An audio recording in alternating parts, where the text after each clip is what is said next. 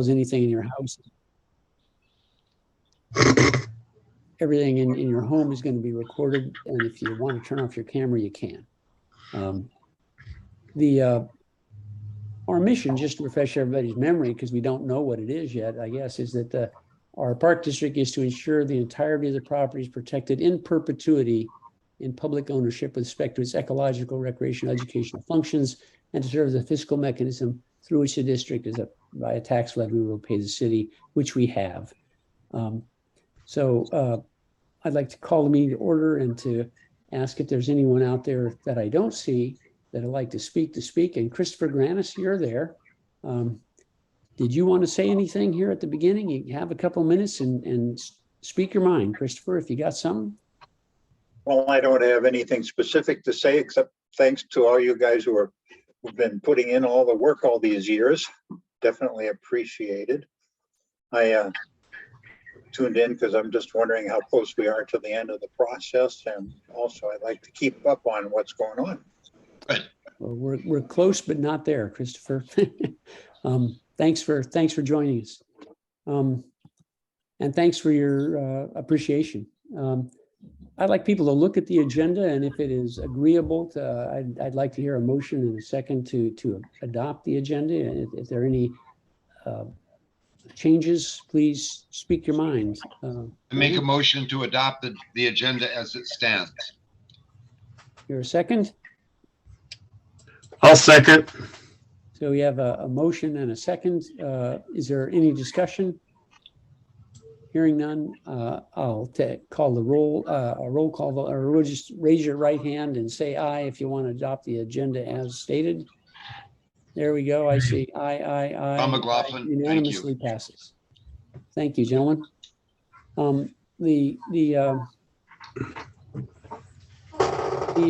There are also minutes from our prior meetings. There are 3 of them: the June 22nd, July 6th, and July 27th. And we need to approve these minutes. And I'd like people to vote if you were there. So, and very kindly, Robin has put in parentheses there who is there, so we know who can vote. But do I hear a motion to accept these minutes? And we have to take them one at a time because it's different people that can vote on this. But for the minutes of June 22nd, are there any additions, corrections? And if not, is there a motion to approve them? I make a motion to approve them. It doesn't appear you have the people necessary to vote on that one, do you, with Hugh Well, there's me and John McLaughlin are there. We don't have, and Hugh's not here. So why don't we hold off on that for the moment, and we'll come back to that. I don't know if Hugh will join us, but I anticipated that he would. So I talked to him earlier and he said he was going to be here, so I'm not sure what's going on. So the July 6 minutes, Frank, Hugh, John McLaughlin, and John Hymas were there. Could I have a motion to approve or revise those minutes? I move to approve. So John Hymas, do I hear a second from that list of people? Which minutes are we talking about? July 6th. July 6th. You were there, John. Yeah, I'll second that. So we have a motion and a second. Is there further discussion, corrections, deletions, additions? I'll call the question. Then it would, Hugh's joined us now. Let the record show that Hugh joined us at 6:08. Hi, Hugh. So it's been moved and seconded. Shall we adopt the minutes of July 6th? Aye. Raise your hand. There you go. It looks like we have a motion approved to adopt that. Let's go back to June 22nd. Hugh, now that you're here, we need a motion from either you or John McLaughlin to approve the minutes of June 22nd, and then the two of you and I need to vote on it. Are you, as Hugh, you need to unmute if you want to join the conversation. Sorry, I had a very difficult time getting into this meeting tonight. I don't know what the hell. Zoom is doing, but I'm just glad you made it, Hugh. Thank you, buddy. I was trying to get in 5 minutes before the start. It's hard for me sometimes too. So, but where we're at right now, he was talking about the minutes of the June 22nd meeting. And myself, yourself, and John McLaughlin were at that meeting, and we're the ones that would both move, second, and vote on the I'll minutes. move approval of the minutes from the July 27th meeting. And Mr. McLaughlin, have you had a chance to look at them, and would you second that motion? I will second that. Is there further discussion? Are there any details that weren't right or need to be corrected? Hearing none, I'll ask for you to vote on that. The three of us, so Hugh, John, and myself, Aye. we all got our hands up. We all approved the minutes of June 22nd. That brings us down to the July 27th.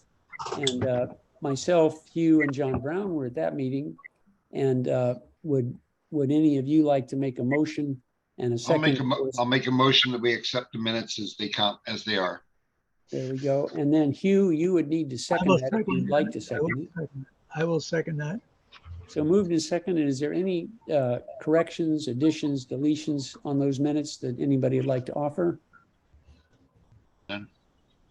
Hearing none, I'd like to ask you to raise your hand. The three people who were there. Great. It's approved unanimously.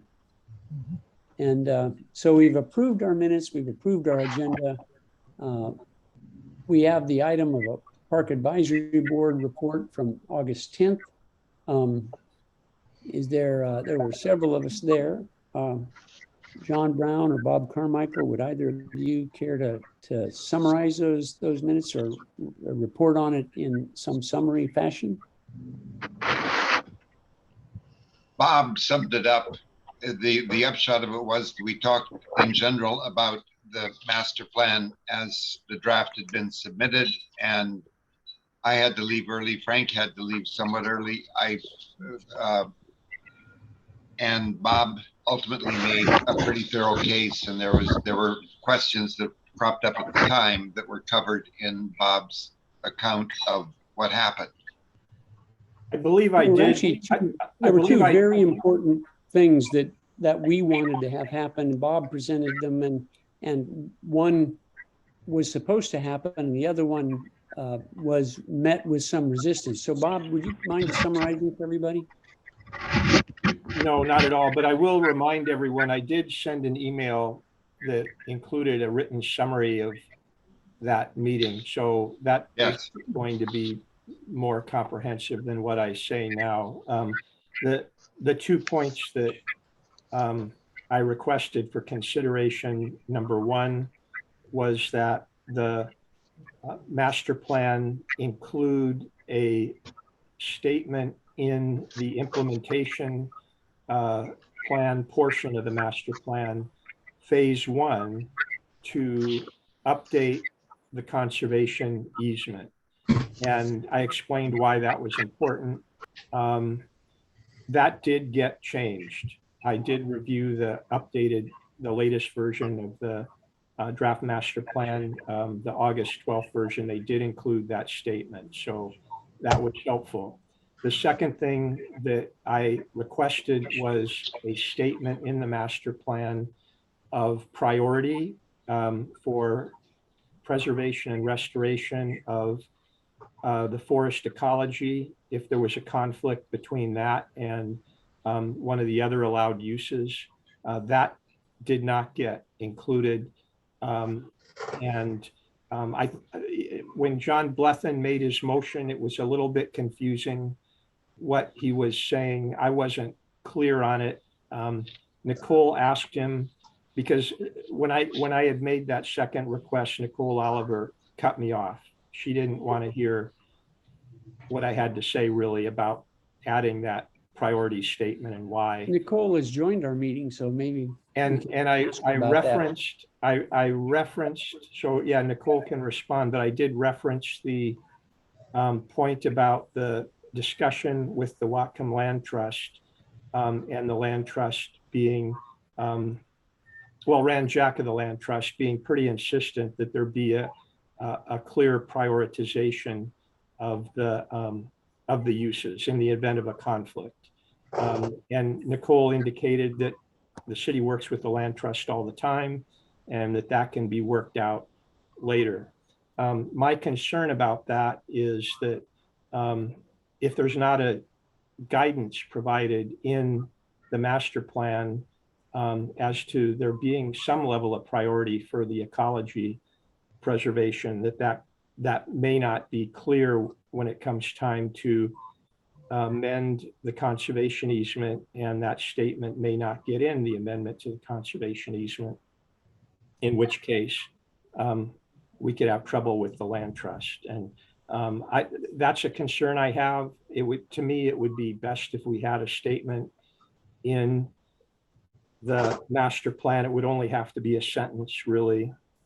There's already close to a statement like that in the conservation easement now. In the purpose statement, there's a strong implication that the preservation of the natural features is primary, but it's not crystal clear, and I don't think it was clear enough to Rand Jack. So I think that's something that could be clarified in the master plan. It'd probably be very helpful if it was. But that did not get included as part of John Blethen's motion. It wasn't clear to me whether he intended to have that part of his motion or not. I don't think he made it clear that it was. So the part that was clear about adding adding the update to the conservation easement to phase 1 did get included. He did acknowledge that was part of his motion. But the rest of it, I don't think John was that clear on it. And it might have been he was partly confused. I'm not sure. But anyway, that was what I saw happen from the requests that I made. There was also a vote taken by the Park Advisory Board on the name, and specifically on whether the word preserve would be added, and they recommended not to include that word as part of their vote. So it went forward as 100-acre wood. Well, Nicole is here, so we can ask her to maybe, I'm glad you could join us, Nicole, welcome. And we'd love to hear the rationale for not having the language of including the issues that were raised about the conservation easement. If you feel free to unmute and share that with us, we'd be happy to hear it. Hi, everybody. I'm not going to turn my video on because I'm driving from Seattle, so I might lose you entirely. Thanks for the recap, Bob, and I want to make sure you know I didn't mean to cut you off because of what you were saying. I meant to move it along that the park board needed to have, and I guess I was trying to get the park board to recognize what was in front of them, and I don't have any. I don't.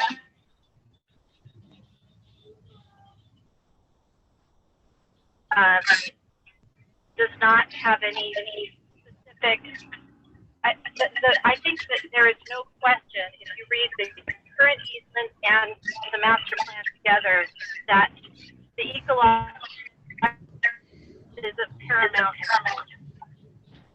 And so I'm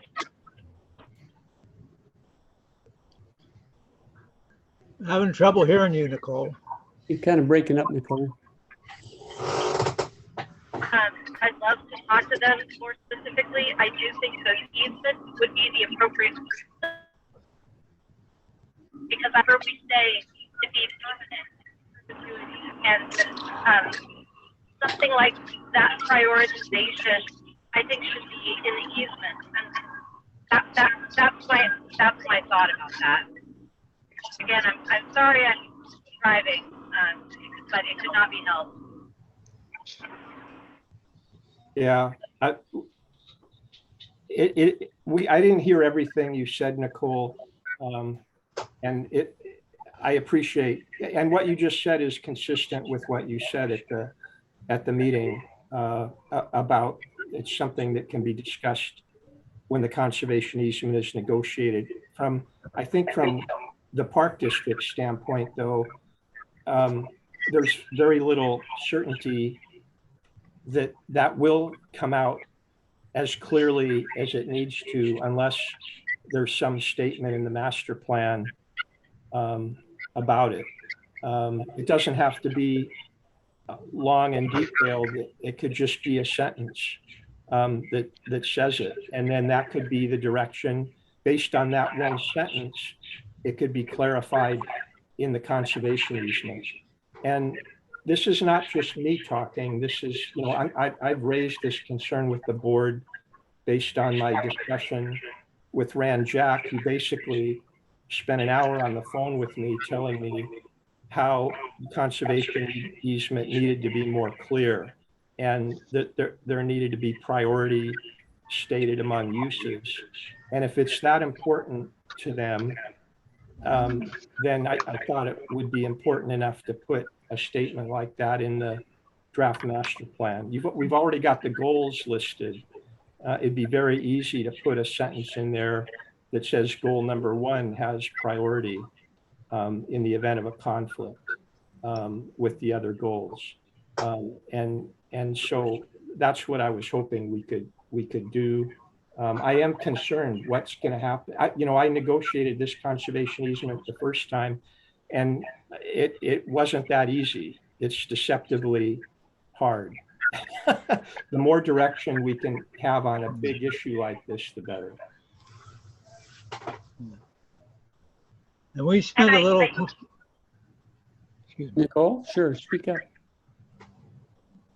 I was going to suggest that it would be great to put that very clearly in a written comment and then reiterate it at the public hearing, that request. Thank you. That's good advice. I think we plan to do that. We haven't already. Were there other comments about that particular meeting? Does anybody like to bring forward? John Brown, you were there. It brought up briefly the question of the naming, 100 Acre Wood Preserve. And the enthusiasm for that was soft. Without recapping what people said, we did bring up the issue. We hoped for it. We're going to make that case to the council on the 29th, and I think it will be part of our plan to pitch that word. And so we can pitch that in the 29th. As it stands, the Park Advisory Board has advised that 100 Acre Wood is sufficient. We will discuss this with the City Council on the 29th in the afternoon and in the evening. Nicole, I think that you've argued that that's an inappropriate word. And I wondered if you could explain to us why you believe it's inappropriate. I think that the word preserve, for me, it has an implication that it is not an urban park that is accessed by the neighborhood, but it's more, I think of the other preserves that I've been in where the word preserve to me is a more specific word that has not been used in the past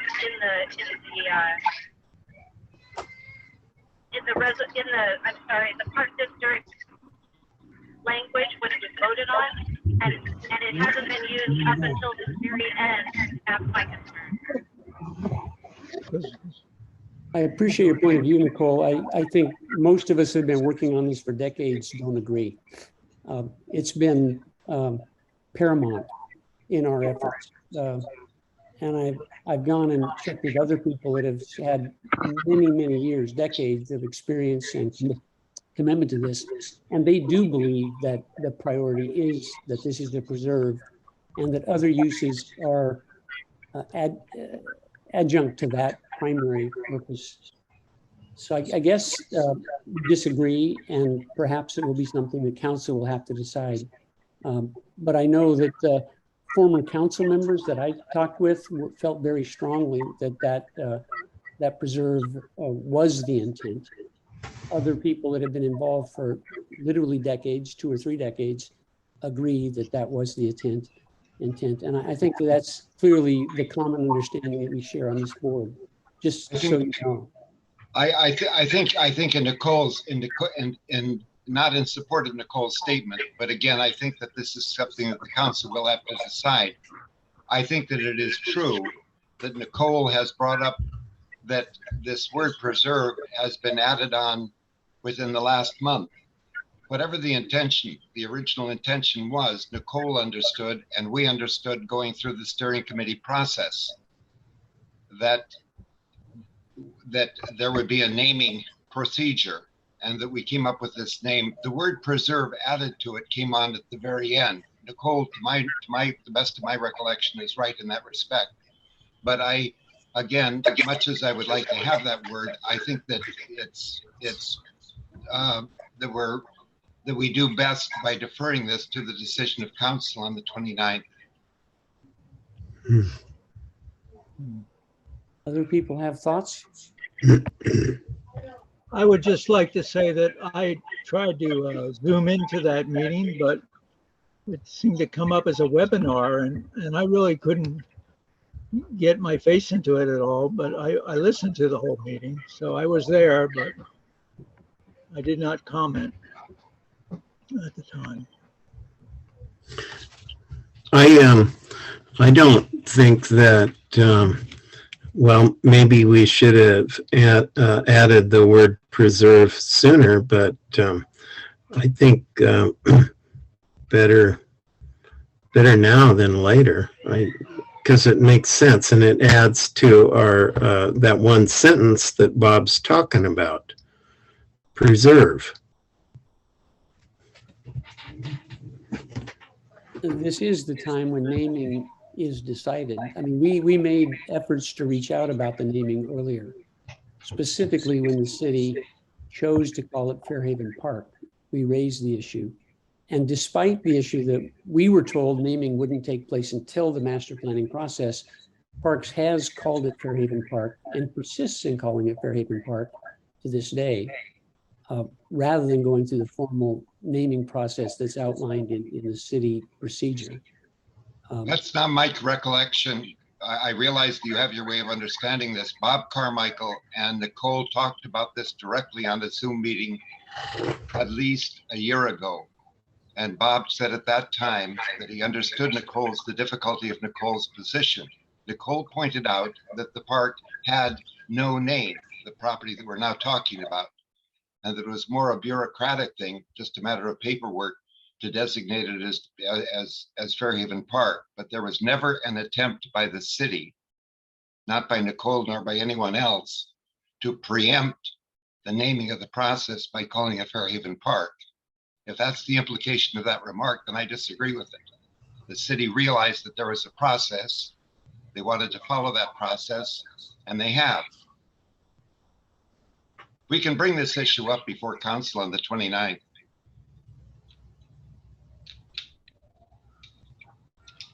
Did you have your hand up? Yes, I just wanted to say that the naming, I just pulled up the agenda for the afternoon Parks Council meeting, and the naming is the one thing that seems to be on the agenda.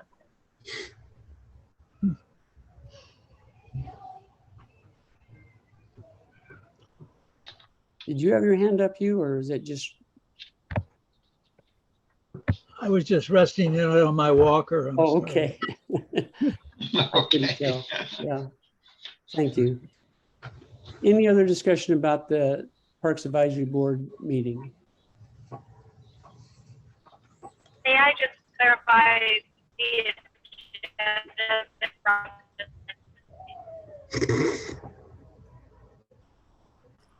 We can't hear you, You're Nicole. breaking up.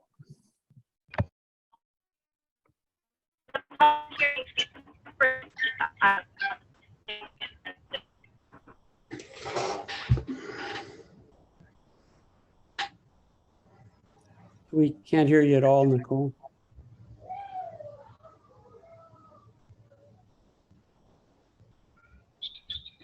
Can you hear me now? Yes, Yeah, we can hear you now.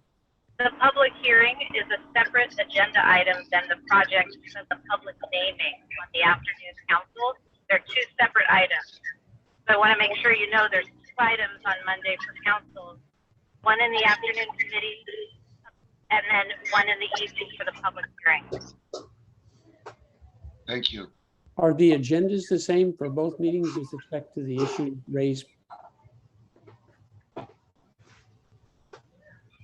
Nicole? The committees have a separate agenda in the afternoon than the full regular meeting in the evening. So Robin needs to pull up the regular meeting agenda and you'll see both agenda bills. There's two separate items. Right.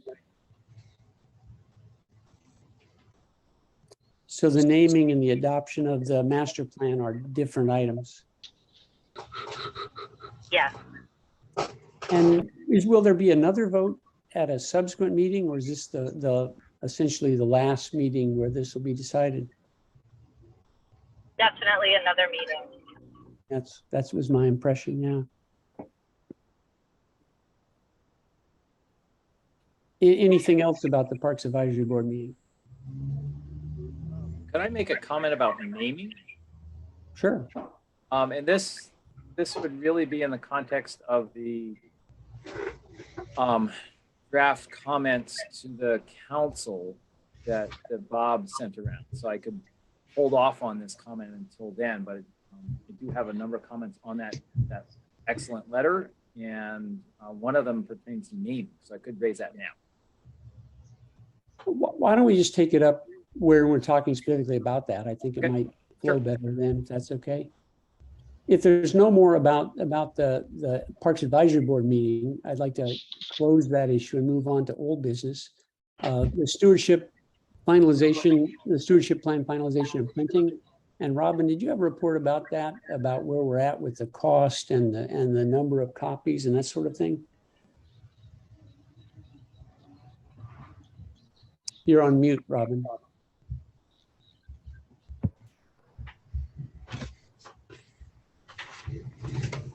Trying to do two things at once. So the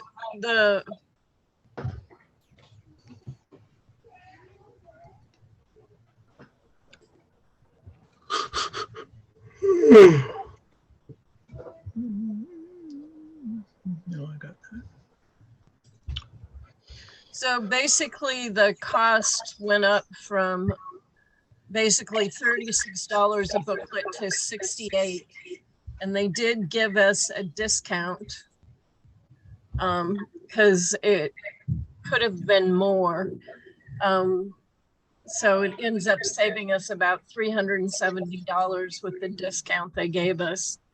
And the final estimate for 24 copies, including $10 for just for some minor formatting they have to do, because some of the pages are set up as this way as opposed to this way, horizontal instead of vertical, and tax. So the whole thing comes up to about $1,786.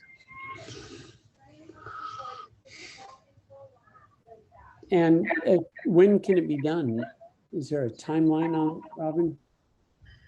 They told me it would take them from 2 to 4 days. I mentioned to them that I might have it for them this week. We didn't actually talk about when they could get it done because I just wasn't sure if you guys were gonna approve it today or not. So there we have a timeline and a cost issue. Is there a discussion about the cost or the timeline? If we I want don't know. I don't know why we need 24 copies, Frank. If we need them to give to the city council members, I printed out my own copy. I took the file to the printing company and printed it out. It is a significant cost. It's awful to have to spend $1,600 on these things. Do we need 24 copies of it? If we're going to post it on the website, People can print it out on their own. The reason we came up with 24 originally was to giving to all of the council members, the mayor, to all of the directors, to the libraries, and to have a couple of extra copies for ourselves. Okay, that makes sense. If it has to be spent, it has to be spent. I think the idea was to give people access to it generally. Fair enough. For people that don't have computer access. Okay. I sure would like one, and I will leave it in my will to the neighborhood association. And they You're not can- going to die ever. Evidently, you're never going to die. No, I'm not as old as you, John. Yeah, keep reminding me of that. Sorry. John Blethyn has joined us. I want to say hi, John, and thanks for coming. Hi, John. Public input, but we're a small and nimble group. So if you got something to say, don't hesitate to reach out. Other discussion about this item? If not, do I hear a motion and a second? I move we print it and get it out as ASAP. Second. Moved and seconded. Is there further discussion? Yeah. I don't need a copy either. I can always run one off. So count me out on that.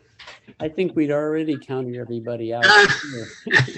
Obviously, I think those are just the council, the involved departments, and the libraries. I think is what we were aiming for, rather than personal copies for people. But thank So you would you- for thinking that way. So we have a motion and a second for the budget and the number. Could we call the question then? Is there further concern or new issues? All right, all those in favor, please raise your right hand. There we go. It's a unanimous vote. The next issue is the Bellingham City Council public hearing on the master plan. Frank, Yes, so there are no more changes being made to the stewardship plan. Is that correct? It's finalized from what everybody's seen. that's where we're at right now. I think if we want to get it to city council, we're going to have to get it printed quickly. I have a point of order then following up on Robin's question, Frank. Sure. I think we have approved the stewardship plan already, but since there might have been changes to it since the last time, it would be, I think, the right thing to do if you're saying this is the plan, to take a vote on it, adopting the stewardship plan as the approved plan coming from the Park District. I'd like to make a motion that we approve the plan as it stands now on August 24th. So there's a motion. Do I hear a second? I'll second that. Moved and seconded. Is there further discussion? Just to review, the addendums that were added, and I think they were added before we voted last time, but the addendums that were added were on the invasive species information that we had, on the academic research that had been done on the impact of dogs in sensitive areas like this. And there was information about bikes and their impact as well that were added. And I think that was it. I think that there had also been an interest in including, Hugh raised it, and I hope it's there. You might check, Robin, for us, but Hugh had raised the issue of wildland fires and having more information about those. And that was included, at least on the draft that I saw. I don't know if it was included in that draft that you have a copy of. Additional issue. You said that you. I thought I saw it. but, Five It says- items, and you had questions about having more planning for the wildland fire issue. Yes, what I think is the Public Works Department should prepare a little chart to put onto the master plan at the end that locates where the fire lines are, where the hydrants are adjacent to the park, to the forest, and where any additions to hydrants would be a good idea. For example, I was talking to some of my constituents about this, and they are saying that along the interurban, they could put a line right on the under the interurban that would be a fire line, and they could put up some standpipes along that, and it would really help if there was a forest fire. And also, you know, along Chuckanut Drive, there's people driving along there that know better, and they toss a cigarette out and start a fire easily, you know. So it'd be good for the Public Works Department to out and identify locations where increased fire protection would be a good idea. Robin, were you able to identify if that issue was in the current draft? Are you asking Bob? I was asking Robin. Oh, Robin. He's got the document there. I think it may not be. Would it be okay to amend the motion to include that final item as just a note in it that we do request that be part of the master planning process? Frank, what are you asking about the stewardship plan? If we could add a brief item based on Hugh's input that asks the city to include a plan for evaluation and implementation of a wildland fire response, including identification of the sources of water around the forest. Right. The stewardship plan specifically states that they did not really consider fire. It's the only mention of fire in the plan is in the last section on additional studies, where they say that needs to be looked at. And so that even if it isn't in the stewardship plan, it's really important for the master plan. And so that is something we should strongly recommend to the city and the Parks Department to include in the master plan. Yeah. May I suggest that this be part of Bob Carmichael's letter on the 29th? Bob? The topic, first, let's not call it Bob Carmichael's letter, because the letter is really the board's letter. It's distilled from direction I've received from the board and is not my view. I'm representing you as your attorney, and my intent in that letter is to capture your intent. Right, it's the letter that Bob Carmichael authored for us. The topic of wildfire prevention planning is in that letter in the current draft. Yes. It requested to be part of the implementation plan. And we could certainly include some additional language on that when we get to that topic, but I don't really want to, I think it would be better to leave that out and simply vote on the stewardship plan up or down as it stands now, rather than try to add something to it at this late date. That's great. And John actually confirmed that the language and the issue is already raised in it as an undone thing that should be attended to. Is that friendly to the people that moved and seconded? Great. So further discussion? All right, all those in favor of approving the stewardship plan as written, please raise your hand. That is a unanimous vote. Thank you very much, gentlemen.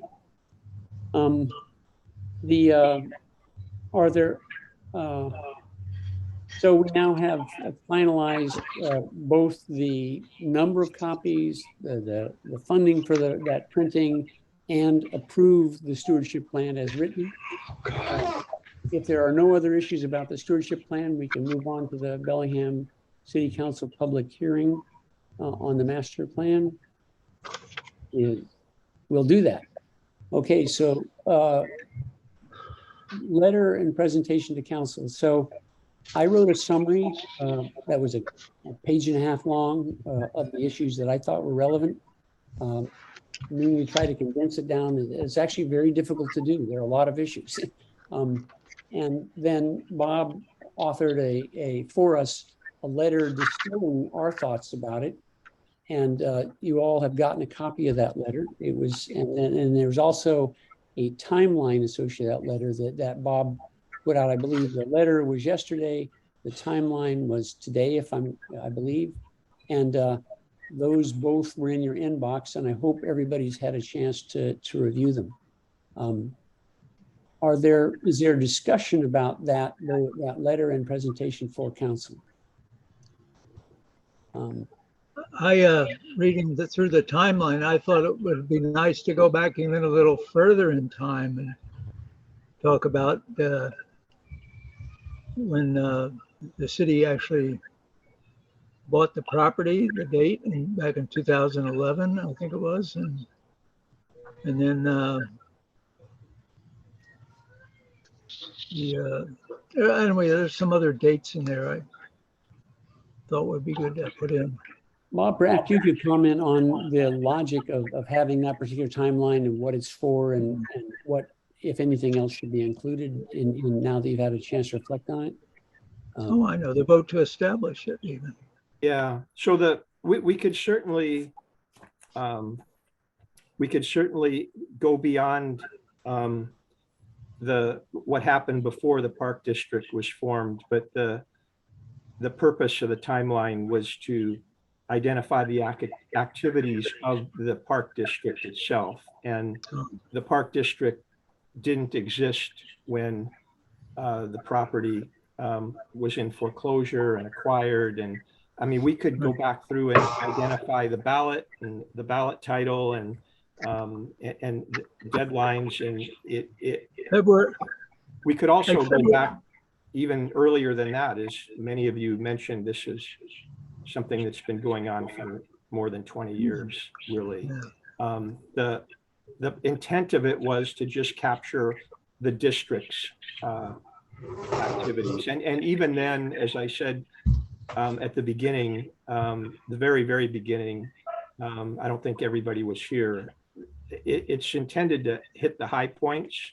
It doesn't include everything. It wasn't intended to do that. I'm happy to add things specific, but I think it does make sense to limit it to the park district activities.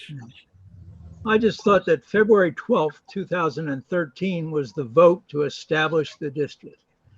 And that was a vote that was, in 13 precincts. And I could add that. Yeah, we could add that. That might be almost 4,000 people voted on it, 3,700 or something. And I didn't have that at my fingertips. That was February 12th, 2013, Hugh. Yes. Okay, that's an easy thing to add. Yeah, 3,721 votes. And we won by 51.73%. So are there other comments about the timeline? It does capture many of the specific resolutions that were passed and specific issues that were hearings on in a neat and tidy format.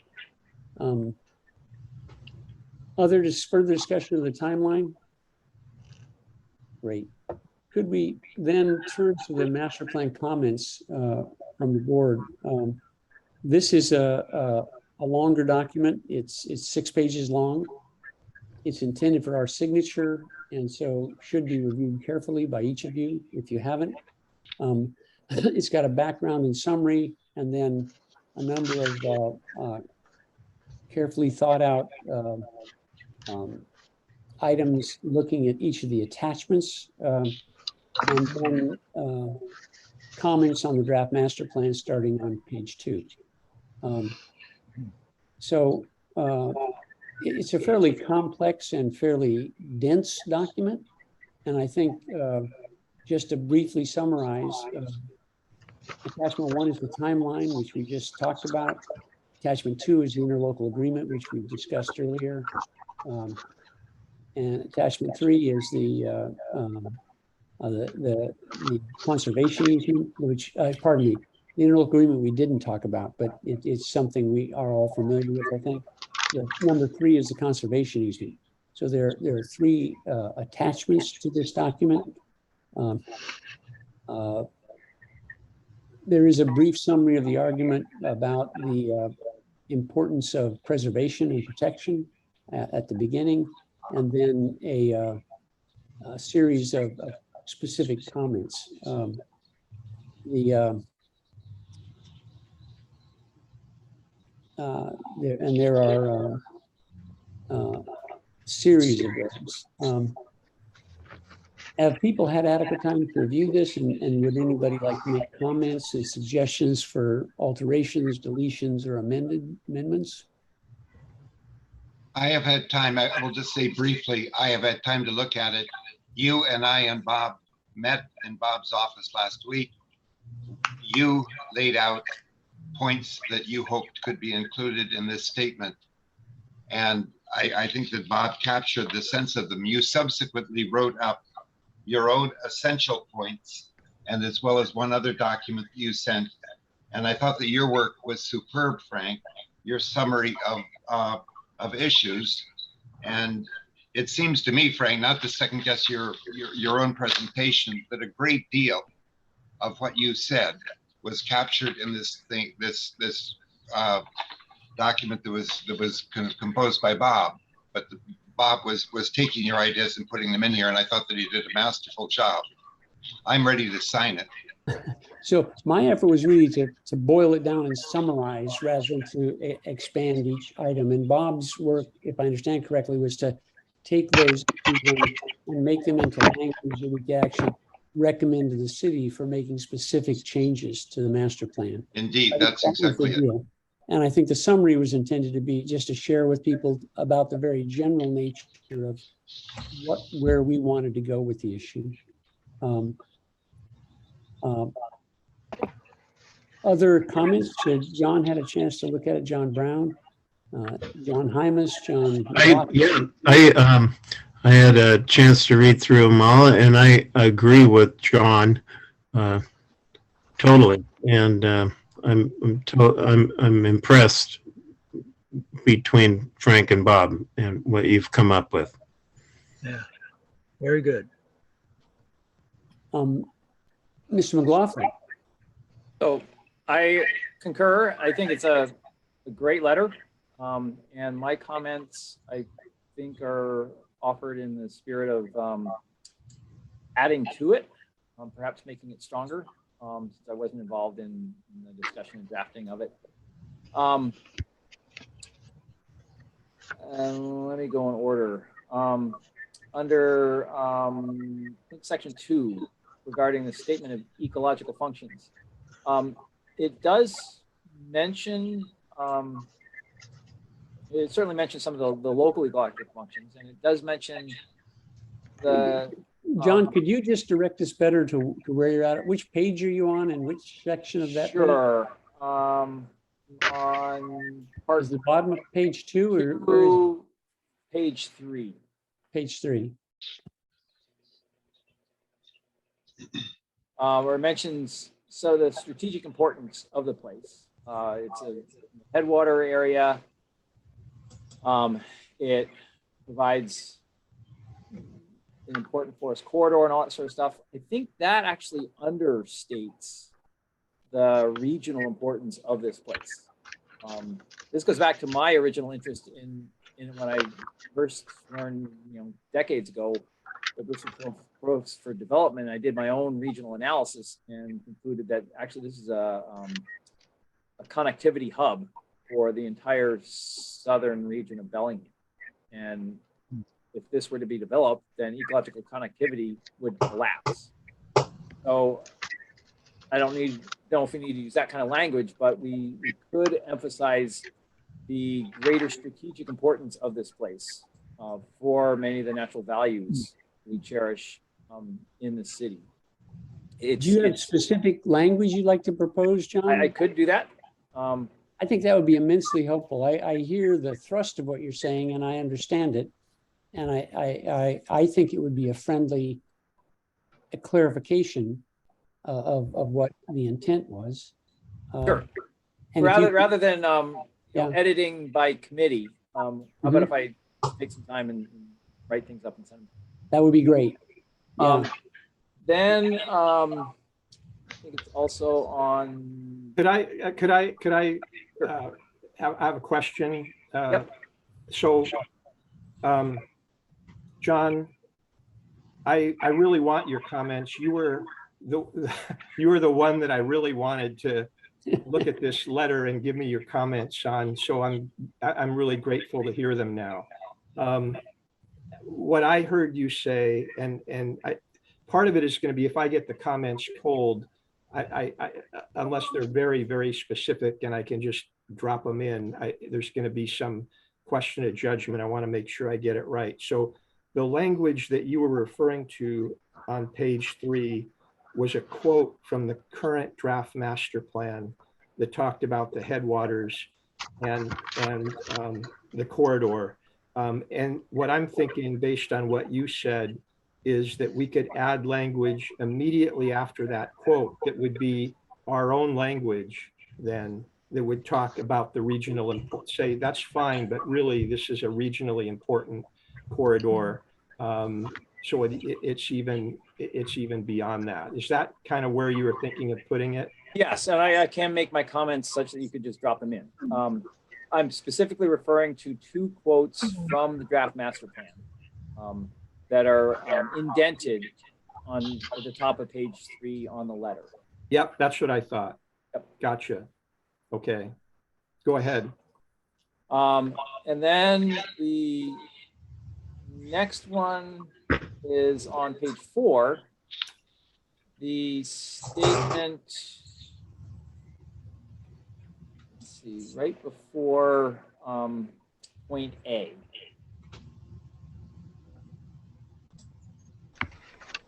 Unfortunately, right? Let's see. Yes. As far as in my careful review of the draft master plan, I think we should state more specifically than it does not fully reflect and prioritize these core conservation values and priorities.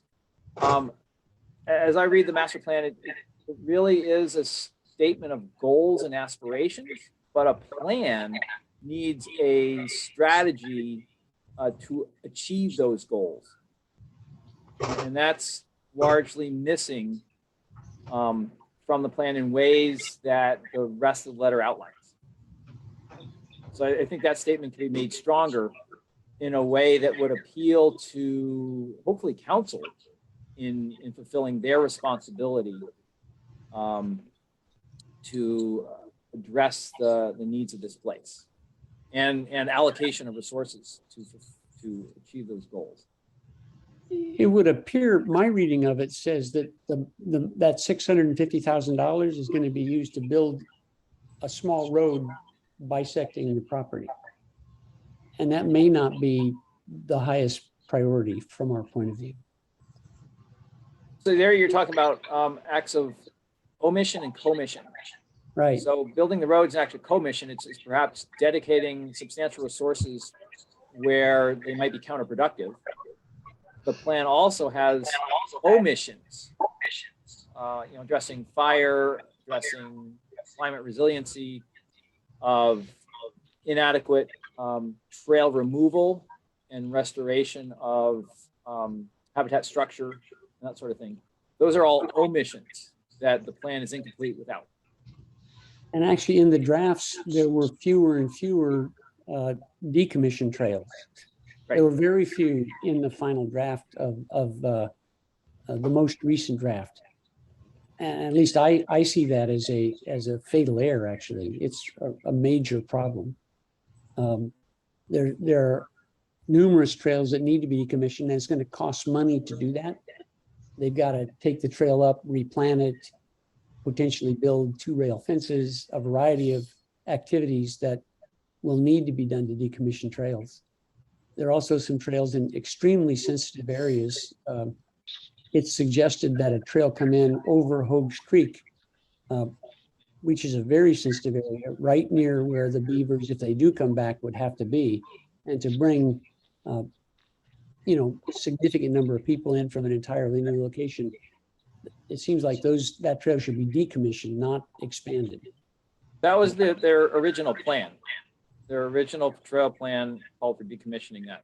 That general point was made by Ed Drumbine in his letter. Right.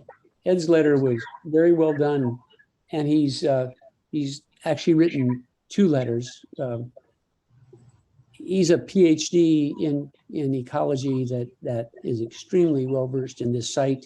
Has spent a lot of time there doing measurements and taking an active role, and has written 2 very powerful letters about this issue. But I think if you could change the language there, John, I'd really appreciate you putting the cities in there. So I think we have that. Is there another spot?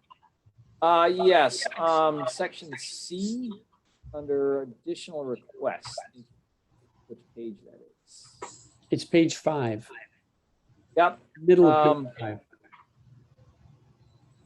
So I think we can add some more requests regarding the 2 big issues that have attracted most public comments regarding impacts of bikes and dogs. As it's written, the letter calls for scientific evaluation of the impacts of those uses, and I think that's entirely appropriate. But I think we can be more specific. There has been some study of those issues in other places, and rather than waiting until those impacts occur, we know what some of the impacts are likely to be. And an effective plan should take steps to prevent or avoid those impacts, or to mitigate those anticipated impacts rather than waiting until they occur and then studying. Right. So in particular, I'm concerned that we've seen essentially a political process in which a well-mobilized constituency has advocated for restoring use of bikes in the property where originally they were dramatically reduced or excluded. And this is becoming a political process. It's going to be voted on by elected politicians, and that's fine. But and we can take our position on the appropriate access or use of bikes. But whatever the Parks Department decides, they need to have a plan to address what is likely to occur, what we can expect to occur based on experience in other places. And so if what they have done in the iterations of the draft master plan is to allow increasing use of bikes, but they haven't addressed mitigation or measures to reduce those, including, as you all have said, and Grumbine mentioned, reducing trails where those impacts are likely to occur. So I'd suggest making that stronger. We need the scientific studies and evaluations of the impacts that are ongoing, but the plan to be effective also needs to take measures to prevent, avoid, or mitigate the impacts we can expect based on experience in other places and the experience in this case. I mean, I raised the issue that our original letter from, was it 2016, about the rogue mountain bike structures that were built into place are still there, right? Despite promises from WMBC to remove those and Parks Department recognition that that's a violation of the easement, they're still there. That violation is still occurring. And if we can't address that after some 6 years, we're unlikely to be effective in addressing new issues. And John, on that, did you point, I think you pointed out where those structures were to the city 6 years ago, didn't you? I brought them to it. Yeah, you brought them to it. I think I was with you when you did that. I remember being out there with you, and I think that was what you're talking about. And right. And that's still there. So that is something that should be added to the letter. You didn't mention that specifically, but I think maybe we should throw that in the letter too, that there, there's still these impacts that haven't been addressed. I'm going to push back at you slightly, John, on one of your ideas, which is we have to have the city come up with a real plan here. You may not have been saying quite that, but it is mostly a statement of goals and aspirations, and there's big gaps in this plan. There's no question about that. When you look at the history of the city and the development of park master plans, they're not real plans. They don't spend a lot of time on them, and so what we're getting here is probably more than you'll see in other park master plans that the city has done. And I think we're going to get a lot of pushback if we try to turn this into a real plan. And I don't think they're going to be capable of it, frankly. I don't have any confidence that the Parks Department is going to be capable of doing that. Given could I just add that I appreciate your point. However, other places the parks managers do not have conservation. They don't, right. Did not have the community go out and raise $3.3 million for those conservation easements. I think we deserve more than that, honestly. Yes, but this gets back to what I said in our meeting Friday. Sort of the alternative approach to taking it head on is to say, okay, this is what you've got now. It's insufficient. You need to address these things as soon as you can. Take that $650,000 and start spending it on these things that we need done immediately. And that's why the letter is written the way it is, so that it's phrased so that these are things that need to happen in phase one implementation. Not all of them we don't have to necessarily stop and redo the master plan, but we can go with the master plan, recognizing that it has these gaps, and then call out the gaps and insist that they be included in phase one implementation. And that's sort of what I was trying to do here. And to the extent you're adding to those things, that's great. But what we're talking about is a structural difference now. And I could change it, and I will. Obviously, I work for the board, and I'll do whatever the board wants me to do. But the structural difference is I'm coming at it from let's make these changes in the implementation and let this thing go through, because I'm concerned that we might lose that battle on the plan going forward, and that we'll have the best chance of getting what we want by taking them on in the implementation of it, as opposed to trying to hold up the master plan itself. But I don't think John is suggesting holding it up. There are clearly deficiencies. And around bikes, there are more than 13 trails that have been identified on Trail Forks, which is one of the main places people look for trails to bike. And on that site, if you go to it, you'll find that all the trails in the forest are rated as less popular or not popular, except for the interurban, which is popular.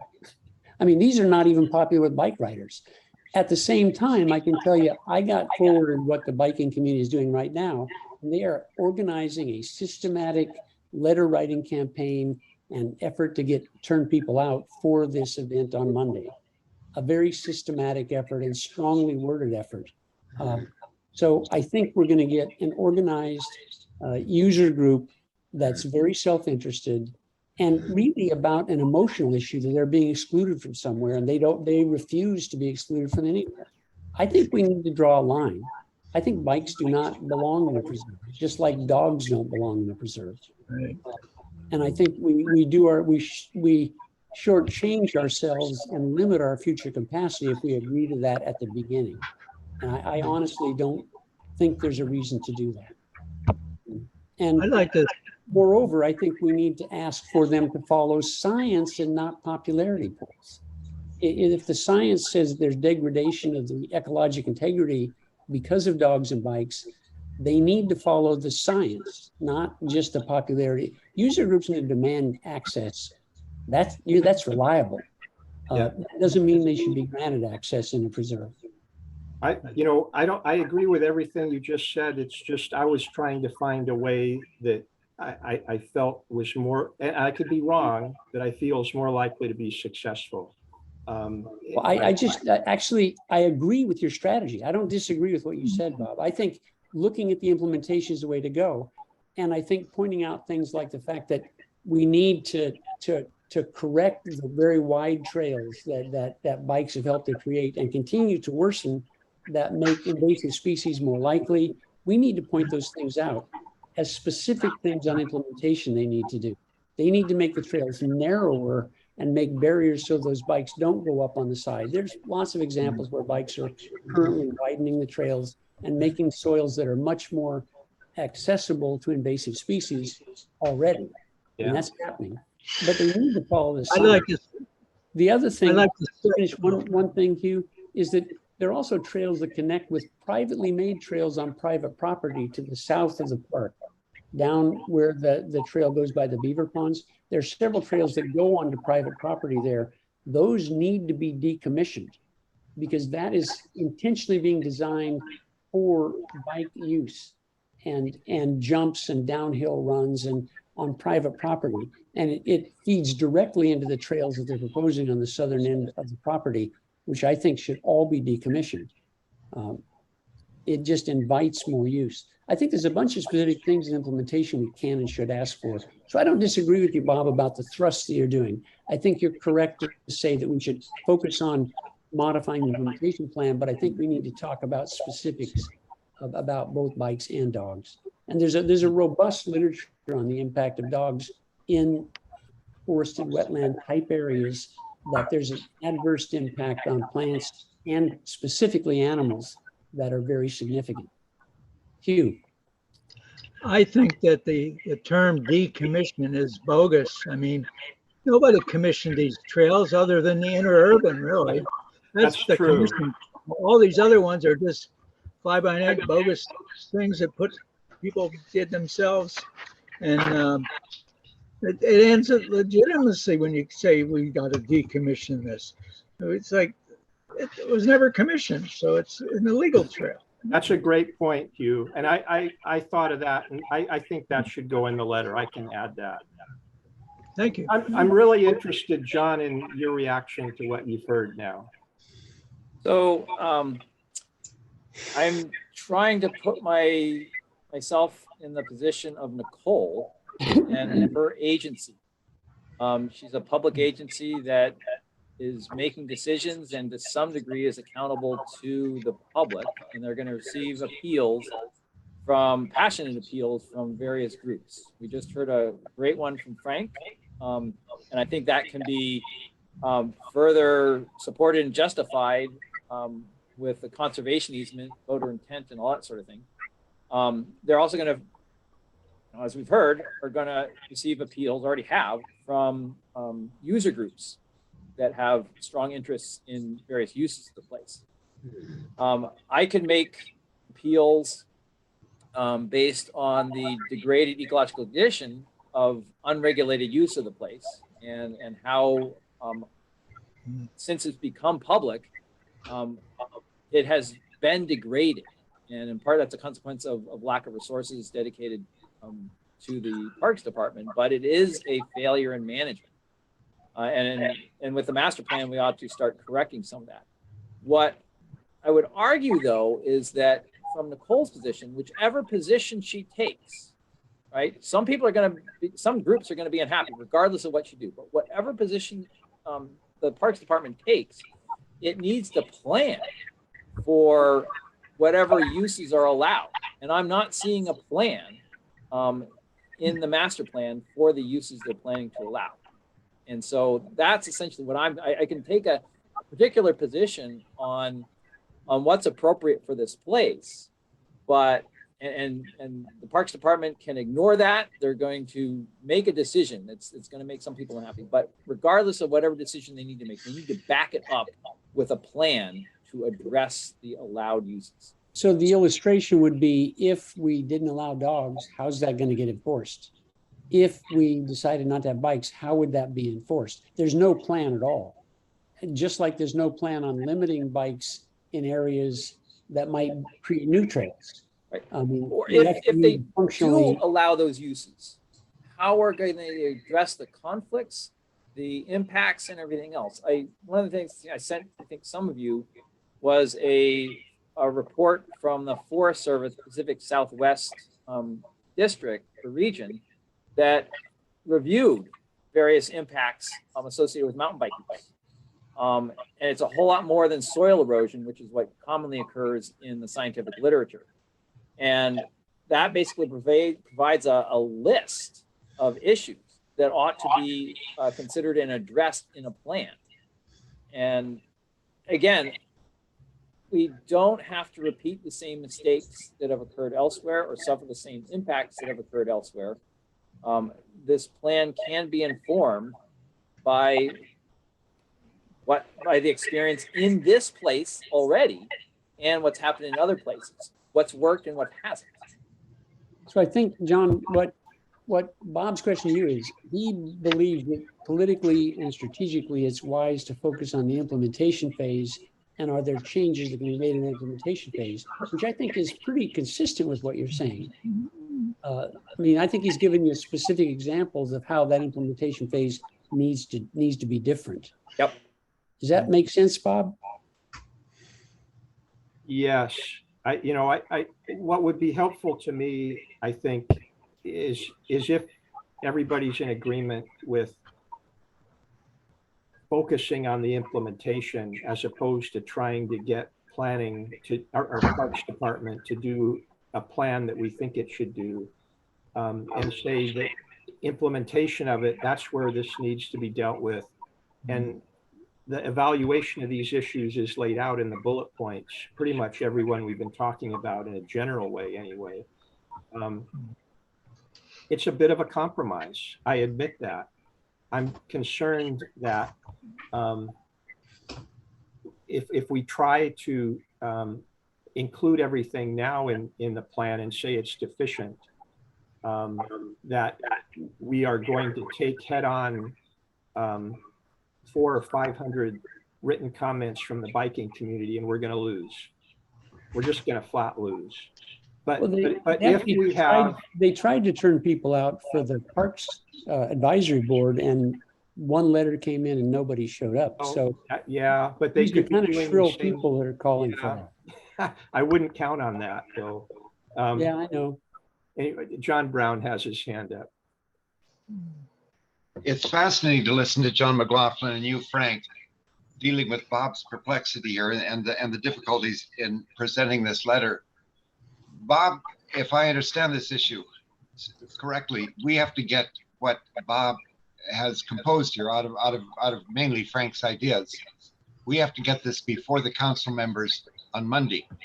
And my impression, maybe I'm putting this too simply, is that it would be immensely helpful. My feeling is that it would be immensely helpful if John McLaughlin, he's a superb prose writer, he knows exactly what he wants to say, he has the issues focused, could send to Bob within 24 hours or so the kinds of comments that he has made, and that Bob could integrate them into this document that has come from him, could implement them, so that that document can then go before council in the afternoon on Monday.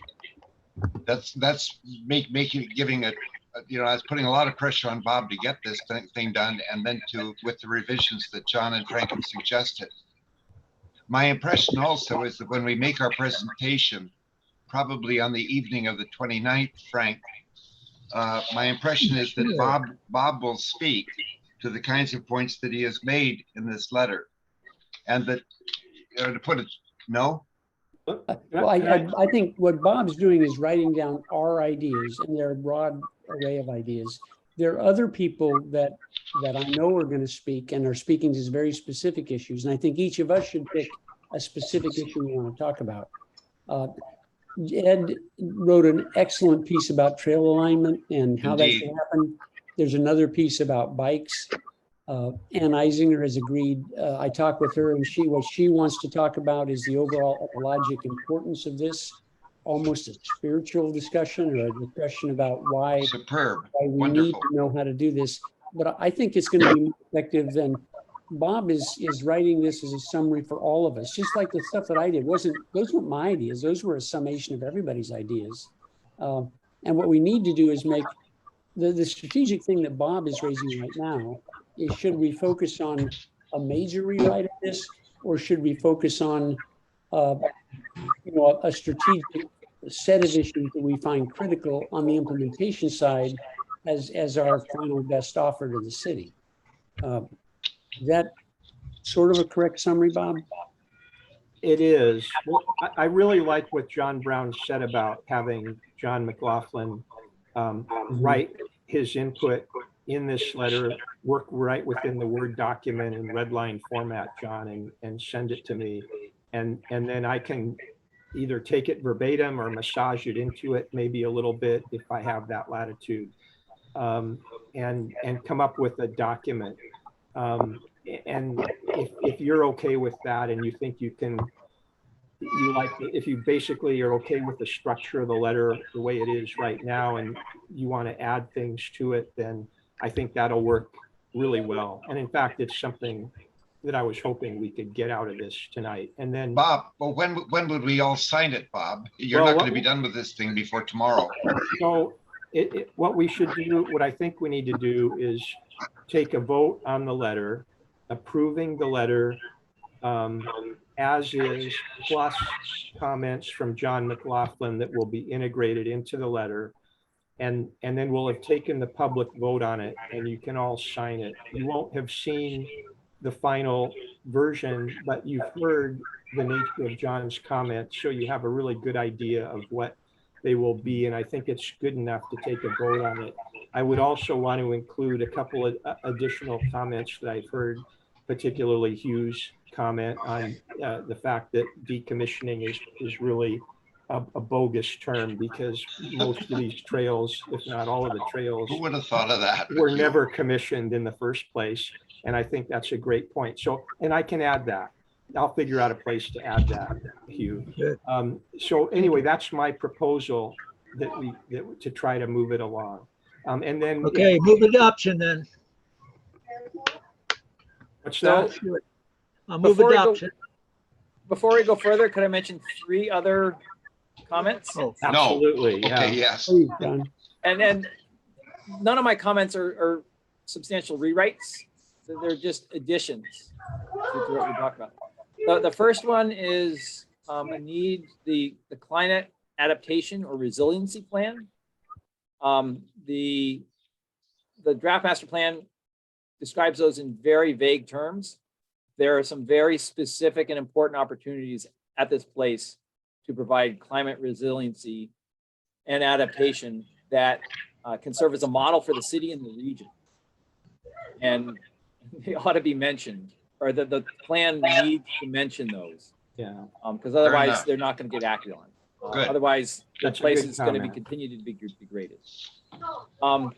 The second point is, as I understand, the draft master plan still includes components from the city's draft urban forestry management plan phase 1 reports, Yes. which are invalid. They're erroneous, and this plan should not include erroneous information. I agree. Thank you for that. That's one of the things I was hoping you could add to this letter. If you can handle that part, that would be helpful. Yeah, this gets to another item later on our agenda, about how to respond to the third response from Annalise Burns. But and then the final one, this gets to section 3, that names really do matter. And my concern throughout the entire master planning process is we are talking about the traditional and currently treaty protected lands of Coast Salish people, particularly Lummi. And Nooksack. Nooksack. But as far as I understand, no one from those groups has been consulted about this plan, their past, current, and future interests in the place. Again, they are treaty protected because this is part of their usual and accustomed areas that is protected under Article 5 in the treaty. And they need to be at least consulted in this plan. That would be a government to government process. So that would probably be city council contacting either representatives of the Lummi Nation and the Nooksack tribe. But naming is also a way of consulting with them. What name would they prefer? What name have they used for this place? And would it be appropriate to include something like that? That they may have an opinion on preserve or reserve or 100-acre wood or Chuckanut. Chuckanut has a very specific meaning that might be relevant to the naming of this place. Regardless, I'm not claiming any particular interest in any particular name, but I think our indigenous neighbors should be consulted. That's a wonderful point, Sean. We don't have to point out the part that we have this gratuitous land acknowledgement that takes place at every government meeting I go to without actual consultation ever coming from that I know of. This is a really good example of what's called eco-colonialism. It's settler colonialism perpetuated in the current day. And we really should not be complicit in that. I knew So you John, were if that you guy. could write something, it doesn't have to be long, just raising the point. I think raising the point is enough. We don't need a constitutional analysis of it or Right, of course. treaty analysis, but just raising the point would be good enough, where you think it should go, how you'd like it to read. And some specifics, like you mentioned, where it says in the treaty that it's an obligation. That's helpful, I think. Well, that's where I want to be careful, Frank, because, as my recollection of the Treaty at Point Elliott is the tribes have secured the right to usual and accustomed fishing grounds. I can't recall 100% how. Well, Bob, I would just point out that these are the headwaters of 2 of the salmon streams in the city. No, I understand They are that. very but- relevant to fishing. And whether they And fish there or the not, state just spent, what, over $1 million putting that 12-foot culvert under, so that Hogs Creek was a 2-way passage Yeah. for wildlife, Yeah. including salmon and I- steelhead. Again, I just want to be careful that we stay within our lane on this one. And I think you raised some great points, John, about the tribes. And if we can, I think raising the questions is as powerful as trying to articulate a legal argument. I'm going to have a hard time with the legal argument part of it on this kind of short notice. Right. John, try not to be neo-colonial, John, okay? My point is that Article 5 does reserve their right to hunt, gather, and harvest in their usual accustomed areas. As far as we know, this is one of their usual accustomed areas. And so they may have an interest in how it's treated and even what it's called. Yeah, that's good enough. That's fine. However you want to say that is probably going to be fine with me. I'm just reacting to the legal nature of the argument. Being a lawyer, I've got a certain bar I have to meet. And it's not my letter, so I shouldn't be too worried about it. It's your letter. But I do want to let you know that I don't have that nailed down as an issue right now. No, it's more what Frank mentioned of the sort of perfunctory land acknowledgement. Yeah, that's a great point. Yeah, it's acknowledged. Well, let's see some actual implementation of that. And did we ask them? Yeah. Most of those acknowledgements are really empty. And in Yeah. fact, they are many indigenous groups are now calling them disrespectful. And we ought not to continue that practice. We ought to put something real. And that starts with asking them. And we haven't done that yet. Yeah.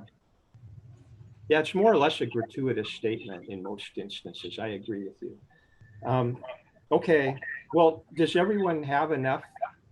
Are those all your comments, John? Yes, thank you. Thank you for all your work on it. Oh, my pleasure. And I'm very grateful for your comments. It'll be a much better letter with that input. Thank you, John. I think your comments are wonderful. Yeah. Frank's too. I Oh would God, like to here's say you again. one more thing. The park department has been master planning parks for a while. They have their little procedures and such, but they've never planned the forest. And because usually the city will buy some land, they'll have the forest in it, and then they'll make sure a subdivider comes in and logs off part of it, and they'll make their money, and their employees get paid and whatever. But this is different. And so planning for a forest is something new to this park department, and I hope they'll do a better job. So thank you, Hugh. In responding to that and something Bob said, when I first reviewed the draft master plan, I referred to other master plans in other parks. And on those, the Parks Department hired consultants to develop those master plans. And in the couple of best developed ones I found, although they didn't say this is what needs to be done precisely here, they did develop alternatives. And so they came up with implementation suggestions that was offered to the city. You can choose, either of these several directions. And even that is missing from this plan.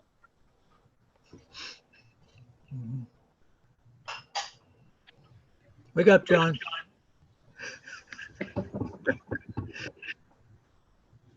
I want to point out very quickly that John Blethyn and Christopher Grandis are not saying anything, and that's fine. They're being very respectful, but we expect them, both of them, to show up on August 29th for the city council meeting, and for both of them to speak out. We're not telling you what to say. We will if you want, but we want you to come. You have no excuse for not coming. Okay?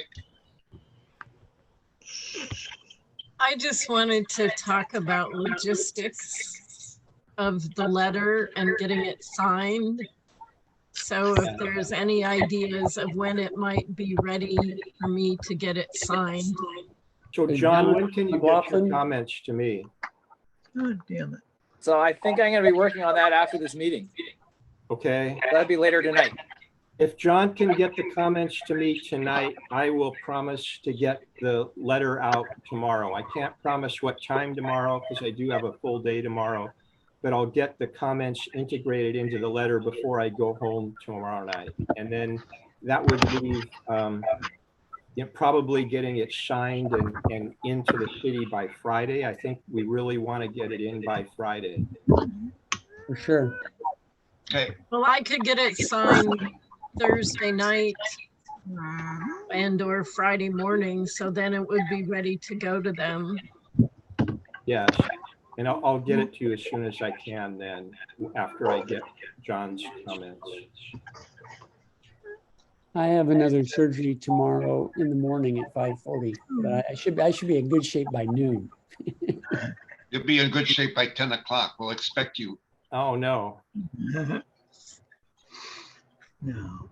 So so I think we have a plan on that. I don't think it takes any action at this point beyond what we have right now. We were going to approve it now, right? We need to approve it now. So the question is before us, do we approve this as envisioned to be amended letter? We would like to approve it now with both the specifics that are listed there and the discussion we've had for additional clarifications. I'd like to have a motion on that. Move approval. All right, Hugh, I think that was Hugh moved approval. Is there a second? Second. John Brown seconded. Further discussion? Hearing none, all those in favor, raise your right hand and we'll count them up. Hugh, I can't see you, so say yay, buddy. Sorry, I say aye. I'm trying to plug in my computer's running out of juice here. So Okay, moving. so it passes unanimously. Whoops, I closed our agenda. Just a second. There we go. There, it's back. Committee meeting, council meeting. So there'll be two meetings on Monday, the 29th. There'll be the City Council Parks and Recreation Committee meeting, chaired by Skip Williams, and that's going to be at 1 p.m. Typically, people may or may not be allowed to speak at that meeting. I think that some of us should show up. These are electronic meetings, Zoom-based meetings. And then the City Council meeting, we start at 7. I believe their procedure is to not allow comments about anything they're voting on until that occurs. Correct me if I'm wrong, but so I think it wouldn't be at the beginning of the meeting, but rather when the actual issue got raised. Is that correct, Bob? You know, it's been a while since I've been to a committee meeting. I've been to committee meetings in the past where they open it up to people who are there. Yeah, no, it can be for sure. No, I was talking about the council meeting in the evening. Oh, in the evening, it's yeah, the public hearing is, you're expected to talk about the subject of the public hearing. Yeah, so it would be in that segment, not at the beginning, but rather when the hearing. Right, not in the open public comment, right. Right. So the evening meeting is a hearing? Possible can be there. Pardon? The evening meeting does include a hearing about the master plan. Right. Yeah. And that's the first time, I believe it'll be voted on then. It will also be voted on in about a month from now. But I think that's relatively perfunctory. I think most of the discussion would be tonight. Or not tonight, but on the 29th. There we go. Can we receive links to those meetings? Yeah, Yes, Robin, and I can, Robin? yes, I can send that to you. I can also, they have an agenda for the evening meeting, and I could pull out the information that's just related to the master plan. I don't feel like I have to send the master plan draft to you all again. I don't think, right? But I'll just send the other documents that they have for that. They have a lot of documents for the meetings, so you don't really need all those, just for the master plan part of it. And so I will send those to you tonight or in the morning. I'll try to get them together tonight. I did see the cover letter and comments that Nicole forwarded to the council. And they do say very strongly that this should not be a preserve. She made a pointed comment of saying that. So I think we clearly have a challenge there that we'll need to speak directly to, but I think we're prepared to do that. She did send an email to me just a little bit ago saying that she had to drop out and to just thank everybody for their time, and she'll see y'all on Monday. Hey, I also had Chris, I got a email from Chris Webb, and he said, I wanted to check in on the stewardship plan. We will be sending you an invoice for the balance fee. We are currently holding $2,640.58 of charges above the budget. Also, we have received a few comments and some supplemental information after we submitted the revised plan on 10. Please let me know if you would like us to revise the plan again and incorporate these comments and information. I don't know. It might be you, Hugh. Maybe you could mute. It's just a lot of extraneous noise that makes it hard to hear. Thanks. I think it's Johnny. What? John? No way.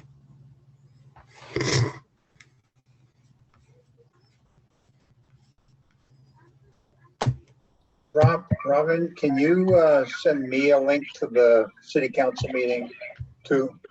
Yeah, I'm gonna send it to all the friends of the group. Thank So, you. yes. So do you know about these changes, Frank, that Chris is talking about? I got the same email you did, but the specifics were not included. I can follow up with Chris just to make sure. I've found two tiny errors. One needs to be changed. The other is just a random period in a sentence, but they Yeah. have the date wrong in the appendix for one of our meetings, so. Right. Let's, I envision those sort of Scrivener's errors, things that they can correct, but let's pursue it. And if there's need, we can, have a meeting more about it. Which gets us to, I think that's a full discussion. Are we free to move on? One more thing. Sure. We probably should call this council meeting also a special meeting of the Park District Board. So the board should vote to schedule it as a special meeting of the board. So there's no question that we don't want anybody accusing us of violating the Open Public Meeting Act by having you all there and speaking and interacting.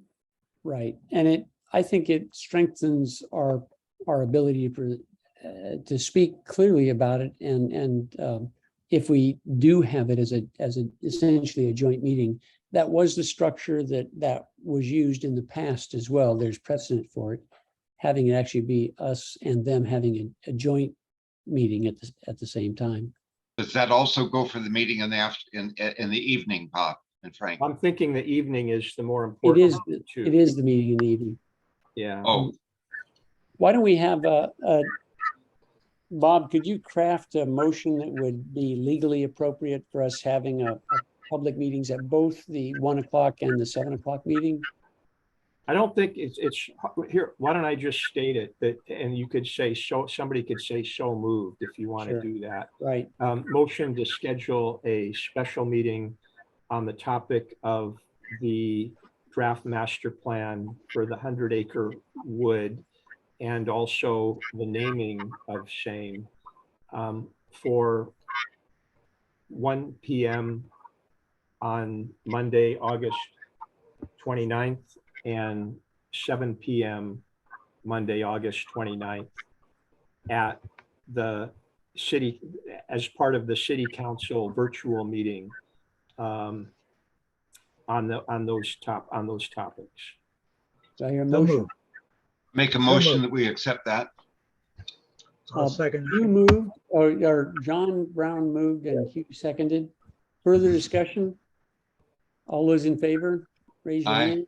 All right, there we go. Aye. Unanimous vote. We are an agreeable bunch. Do we have to communicate with the city council that we're doing this? And I'll talk with them do about it. that. I'm going to be talking with a number of them in the And next. we'll have to do a notice of special meeting. You've done that. I know before, that. right? Yeah. And it's So, all virtual. yeah. And I'll So should talk I with- do it for both of, should I send it to the Yes. city council too? I'll I'm be sorry. talking with the council leadership in the next few days. So you're welcome to send it to them. Yeah. I just wanted to confirm that. Yeah, Okay. you send it Do to them. that. So that is done. Public education and communication strategy is the next item.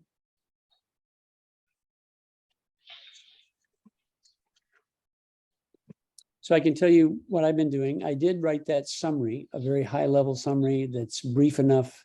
One looks to make an elevator speech, something you can kind of go through in under a minute.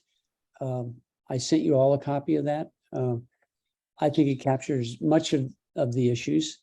That was an effort to reach out, and I also have reached out to a number of city council people and former city council people already to try to convey our point of view. I would welcome help with doing that. by any of you that have a strong relationship with any of the council people. And that we focus on the highlights of that. I think once we have the letter, that would be another opportunity to follow up and to look at both the kind of the talking points summary and Bob's letter. I would encourage each of you to take the initiative to do that with the council members and the mayor.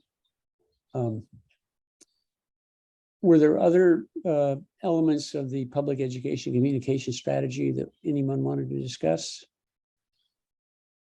Frank, were you able to reach Gene Knutson? I was, and Gene was enthusiastic in his support. It turned out, yeah, his wife had a fractured hip was why it was hard to get a hold of him, and he's getting a hip replacement. So they're kind of taking turns being sick. But Gene was enthusiastic, and he made it clear to me he would be reaching out to the mayor and to the leadership of the council. And specifically, his recollection is that preservation and having this be a preserve was part of the concept from the very beginning.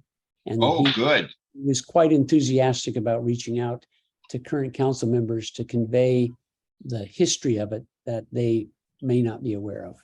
That's great. It's a very good thing. I also spoke with Terry, and he actually called at least half the council to reach out to them, and made an effort to connect and introduce me to the ones I didn't know. That's great. And if Great anybody work, Frank. wants, additional information like phone numbers and email addresses, I got them. John McLaughlin. I just checked the council meeting schedule, and the Parks and Recreation meeting on Monday is supposed to be. We can't hear you, John. The Parks and Recreation Committee meeting on Monday is supposed to be at 10:15 a.m., not 1 p.m. We should confirm which one it is, because I've seen 1 p.m. in other locations. John Blethyn, do you know when it is or when it routinely is? I don't, but someone could probably call Skip. Yeah, We need to revise our motion to reflect, and I think maybe what we do is we say to coincide with the Park and Recreation Committee Council meeting, as opposed to the specific time of 1 o'clock. that's an excellent idea. And it does look like it's 10:15, like John said. Yeah, the committee of the whole is at 1.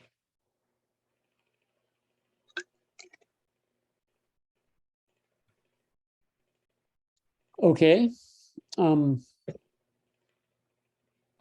Would someone like to move Bob's suggested language to remove the specific time and add to be coincident with the Parks Committee of the City Council and the City Council meeting itself? So moved. Second? Hugh Beatty seconds. Is there further discussion? Robin, do you think you have an adequate understanding to revise that? Yes. Thank you. All those, if there's no further discussion, raise your right hand and we'll vote on it. There we go. Everybody votes yes, it's unanimous. Thank you. Now we have another item, if we're ready to move on, of response to Annalisa Burns reading the urban forestry plan. And I would beg you, John McLaughlin, can we please take this up when we're done with this, or is there a piece of this that needs to happen coincident with what we're doing? We can take it up later. I think they're clearly wrong, and we need to correct them. But I want us not to be seen as needlessly negative, and I think somebody can paint us with that brush. We need to say enough disagreeable things that I think it's good to minimize them at this point in time. If that's a Good for you, friendly Frank. thing, John. Well, for context, what we're talking about with Chuckanut Community Forest, we're not being It negative. actually is- We're actually being very positive. Yeah, And yeah. The challenge is keeping it positive and keeping it relevant to the issue. And I think it is relevant. That's the challenge, is that getting the height of the trees in the forest is a significant mistake. well, we're with Chuckanut Community Forest, we are trying to help the city to achieve its own goals. We're really serving the community. Mhm. With the Urban Forestry Management Plan, we're helping the city to avoid erroneous documents. And really, I mean, the appeal that I would make to our council members is tree heights, it's fairly objective. That's easy. Dealing with, the climate action plan, dealing with what do you do with the water treatment, the sewage treatment, all that sort of stuff, that gets really complicated. And so if the city loses its trust that they can do science right on something like the Urban Forestry Management Plan, then they're really screwed. So we're doing them a favor. Yeah, no, I agree.